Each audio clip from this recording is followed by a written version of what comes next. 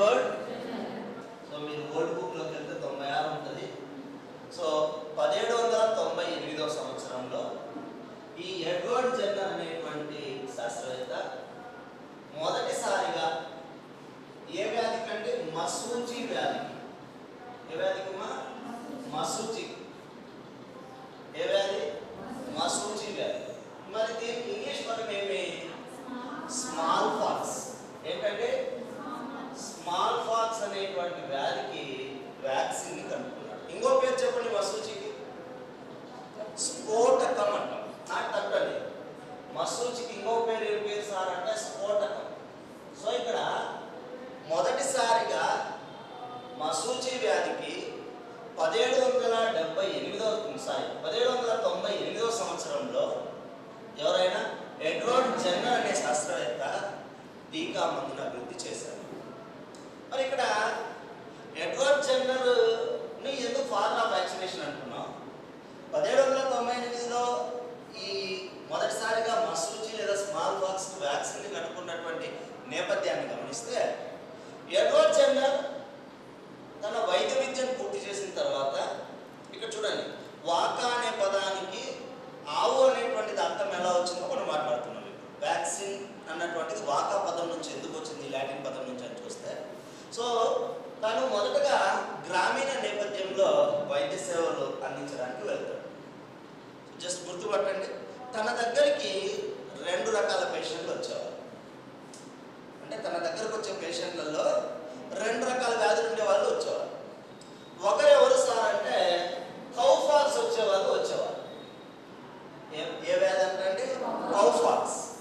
అంటే కౌఫాక్స్ అంటే పాడి పరిశ్రమలో ఎవరైతే, ఐ మీన్ పశువుల దగ్గర, ఆవుల దగ్గర ఎవరైతే ఆ షెడ్లలో పనిచేస్తూ ఉంటారో, కౌఫాక్స్ అనేది సామాన్యంగా పశువులకు వచ్చే వ్యాధి.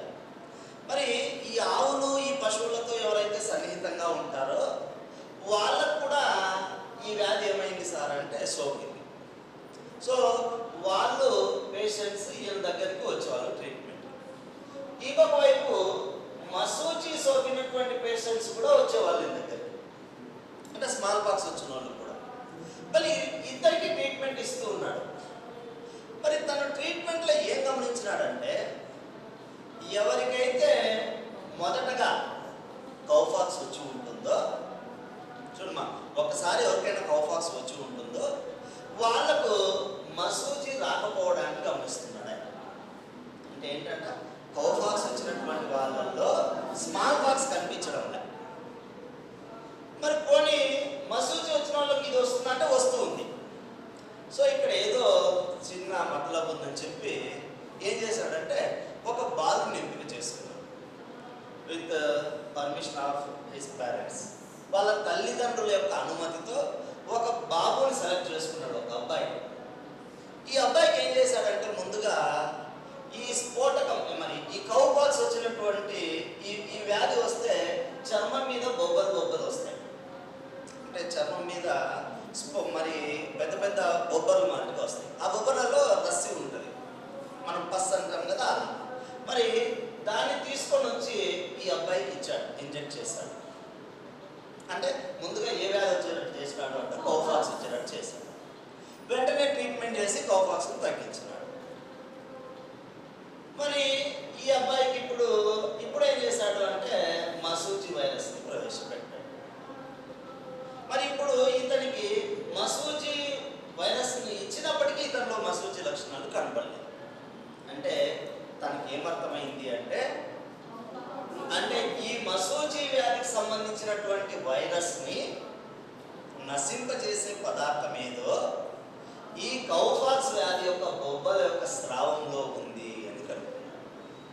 అంటే మొట్టమొదటిసారిగా వ్యాక్సిన్ కనుగొనడానికి ఇది ఒక ప్రేరణ అయింది అని. మరి వెంటనే ఈ పదార్థాన్ని వేరు చేసి మసూచి వ్యాధికి వ్యాక్సిన్ తయారు చేశారు. అందుకు వ్యాక్సిన్ అనే పదం ఇక్కడ కౌఫాక్స్ అనేటువంటి వ్యాధి మూలం నుండి తీసుకున్నాడు కాబట్టి వాకా అనే పదానికి అర్థం ఏంటి సార్ అంటే ఇది దాని కథ.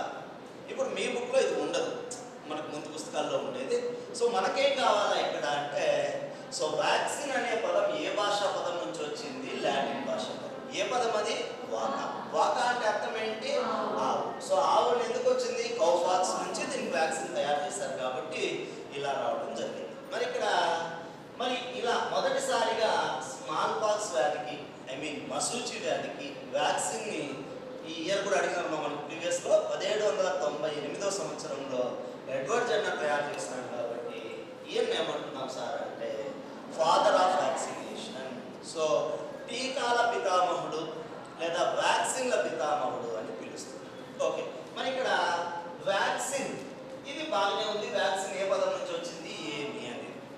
మరి ఇంకో పదం చెప్పండి. ప్రతిరక్షకం లేదా ప్రతిరక్షక. విన్నారా ఈ పదాన్ని? యాంటీజెన్స్ యాంటీబాడీసా? యాంటీబాడీస్. ఏంటి ప్రతిరక్షకాలు అంటే? ఏమా? వ్యాధి ఏదో చెప్తున్నారు కానీ మీకు వినపడుతుంది, నాకు వినపడలేదు. వ్యాధి కారకాలైన వాటిని చంపేసేవి అదే మీరు చెప్పాలనుకుంది. Very good. మరి ఇక్కడ ప్రతిరక్షకాలు చూడండి, మనం పొద్దు చెప్పాం ప్యాథోజన్స్ లేదా వ్యాధి జనక సూక్ష్మజీవులు అని.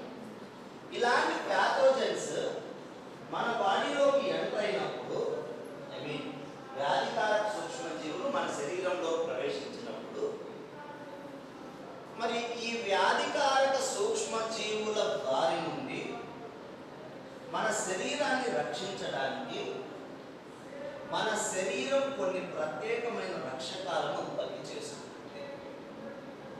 చూడమ్మా, వ్యాధిజనక సూక్ష్మజీవుల బారి నుండి అంటే బ్యాక్టీరియా కానీ, వైరస్ కానీ, ప్రోటోజోవన్ కానీ, హెల్మెంత్ కానీ, సిలిండ్రాల్ ఫంగై కానీ ఇలా వ్యాధికారక సూక్ష్మజీవుల బారి నుండి మన శరీరాన్ని రక్షించడం కోసం మన శరీరం ఉత్పత్తి చేసుకునే ప్రత్యేకమైన ఆయుధాలు లాంటివి.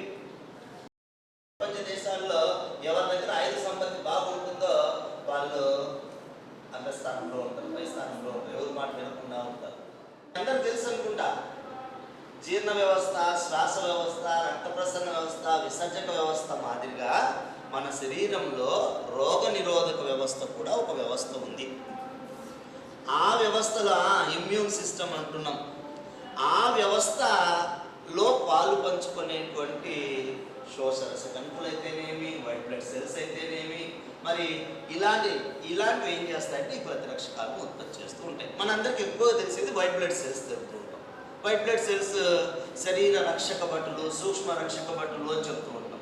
మరి ఇక్కడ ఏం చెప్పాను నేను? వ్యాధికారక సూక్ష్మజీవుల బారి నుండి శరీరాన్ని రక్షించడానికి మన శరీరం ఉత్పత్తి చేసే ప్రత్యేక రక్షకాలనే యాంటీబాడీస్ లేదా ప్రతిరక్షకాలు అంటారు.